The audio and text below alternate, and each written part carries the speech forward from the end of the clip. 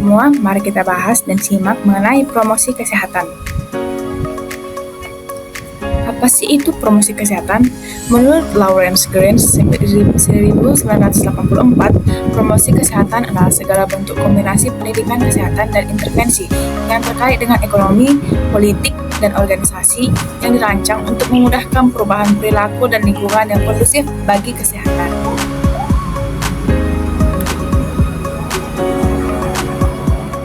Ada 4 visi promosi kesehatan. Yang pertama, mencegah terjadinya penyakit dan masalah kesehatan. Yang kedua, menanggulangi penyakit dan masalah kesehatan dalam rangka meningkatkan derajat kesehatan. Yang ketiga, memanfaatkan pelayanan kesehatan. Yang keempat, mengembangkan dan melaksanakan upaya kegiatan masyarakat.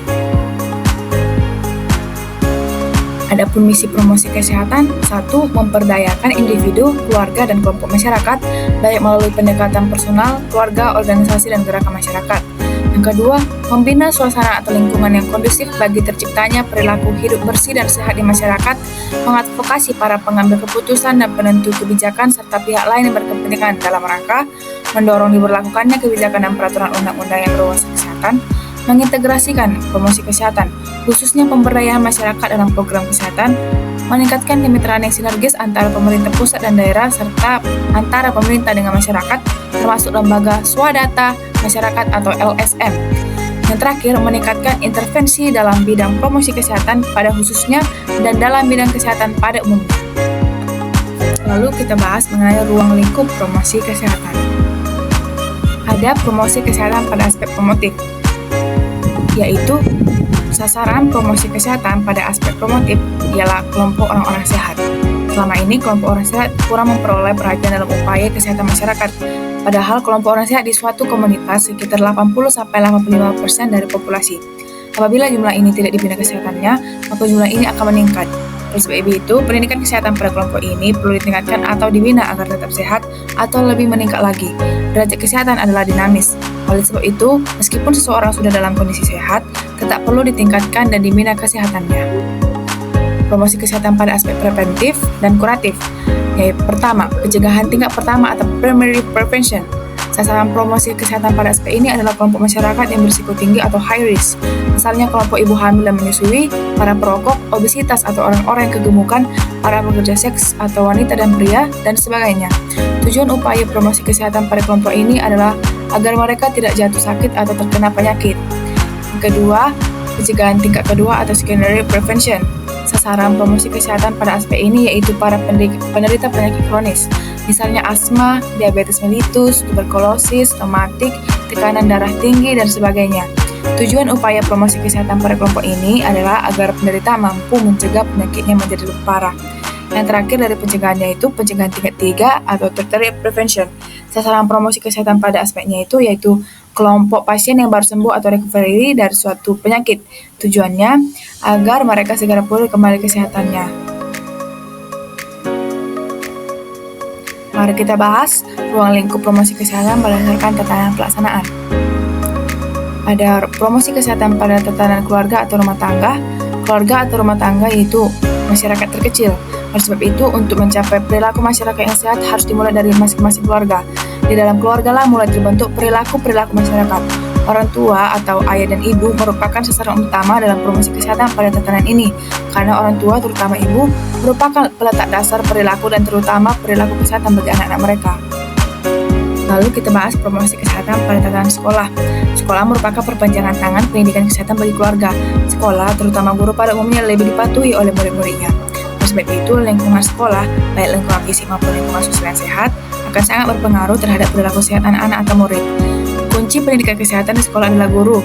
Oleh sebab itu, perilaku guru harus dikondisikan melalui pelatihan-pelatihan kesehatan, seminar, lokakarya, dan sebagainya.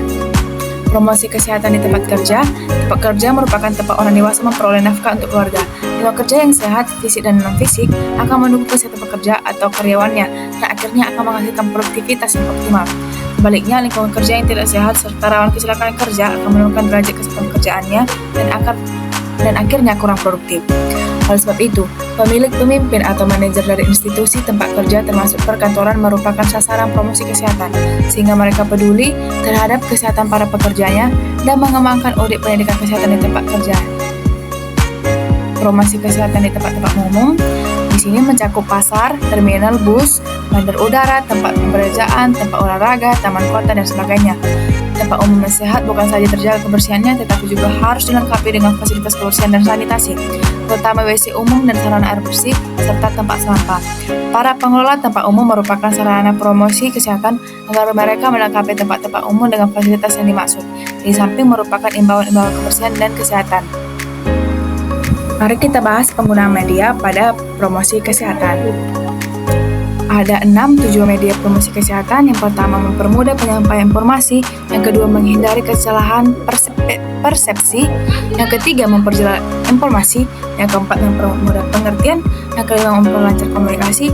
Yang keenam, menampilkan objek yang tidak bisa ditangkap. Mari kita bahas jenis-jenis media promosi kesehatan. Yang pertama yaitu media cetak, yang merupakan media statis yang mengutamakan pesan-pesan visual. Adapun jenis-jenis media cetak ini, yang pertama ada poster, yaitu selai kertas atau papan yang bersifat gambar-gambar dengan sedikit kata-kata. Kata-kata dalam poster harus jelas artinya, tepat pesannya, dan dapat dengan mudah dibaca pada jarak kurang lebih 6 meter. Poster biasanya ditempelkan pada suatu tempat yang mudah dilihat dan banyak dilalui orang, misalnya di dinding balai desa, pinggir jalan, papan pengumuman, dan lain-lain. Gambar dalam poster dapat berupa lukisan, ilustrasi, kartun, gambar, atau foto. Poster terutama dibuat untuk mempengaruhi orang banyak, memberi pesan singkat.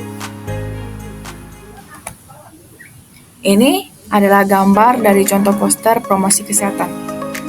Contoh media cetak yang kedua yaitu leaflet, yang merupakan selebaran kertas yang berisi tulisan dengan kalimat-kalimat singkat, padat, mudah dimengerti, dan gambar-gambar yang sederhana.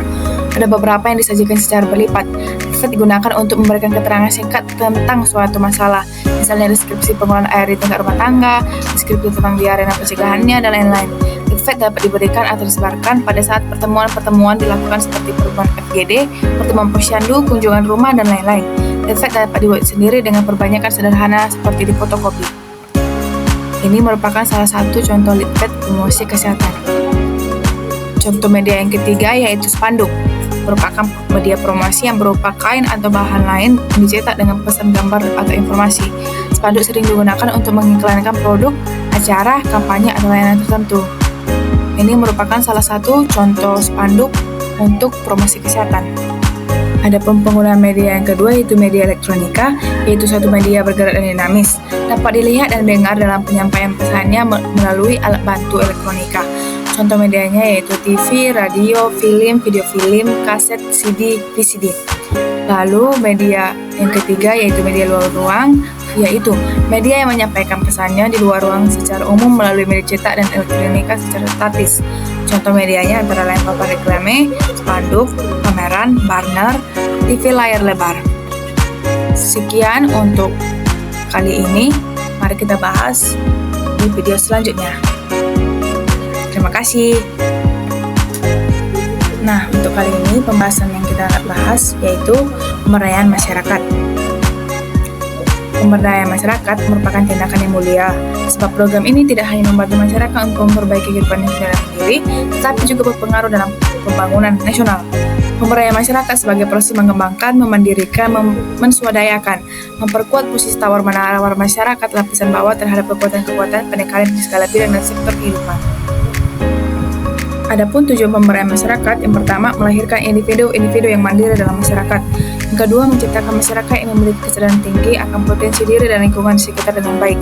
Yang ketiga, melatih dan memampukan masyarakat untuk melakukan perencanaan dan pertanggungjawaban atas tindakan mereka dalam memenuhi kebutuhan hidupnya.